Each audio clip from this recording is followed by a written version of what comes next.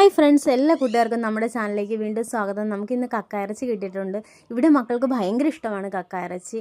അപ്പോൾ ഇന്ന് കക്കയിറച്ചി റോസ്റ്റ് ചെയ്തെടുക്കാമെന്ന് കരുതി. അതിന് കക്കയിറച്ചിയിൽ നല്ലപോലെ അഴുക്കും മണ്ണുമൊക്കെ കാണും. അപ്പം നല്ലപോലെ കഴുകി വൃത്തിയാക്കി ഉപ്പും മഞ്ഞൾപ്പൊടിയും വെള്ളം ഒഴിച്ച് ഞാൻ തിളപ്പിക്കാൻ വെച്ചു. വേറൊരു പാത്രത്തിൽ ചൂടായപ്പോൾ എണ്ണ ഒഴിച്ചു, കടുക് വറുത്തു, തേങ്ങാക്കൊത്തിട്ട് മൂപ്പിച്ചതിന് ശേഷം ഇഞ്ചി, വെളുത്തുള്ളി, ചെറിയുള്ളി, സവോള, പച്ചമുളക്, കറിവേപ്പില ഇവയൊക്കെ ഇട്ട് നന്നായിട്ട് വഴറ്റിയതിന് ശേഷം നമ്മുടെ പൊടി ഐറ്റംസായ മല്ലിപ്പൊടി, മഞ്ഞൾപ്പൊടി, മുളക് പൊടി, പെരിഞ്ചീരം വറുത്ത് പൊടിച്ചത് ഒക്കെ ഇട്ട് നന്നായിട്ട് വഴറ്റിയതിന് ശേഷം നമ്മുടെ വെച്ച മഞ്ഞൾപ്പൊടി ഉപ്പൊക്കെ ഇട്ട് വേവിച്ച് വെച്ച നമ്മുടെ കക്കയിറച്ചി വെള്ളം കളഞ്ഞിട്ട് ഇതിൽ ഈ മസാല ഐറ്റംസിലേക്ക് ഇട്ടിട്ട് നല്ലതുപോലെ വഴറ്റി, നമ്മൾ കുറച്ച് കുരുമുളക് പൊടി കൂടെ ചേർത്തിട്ട് നല്ലതുപോലെ വഴറ്റി റോസ്റ്റ് ചെയ്തെടുക്കുന്നുണ്ട്.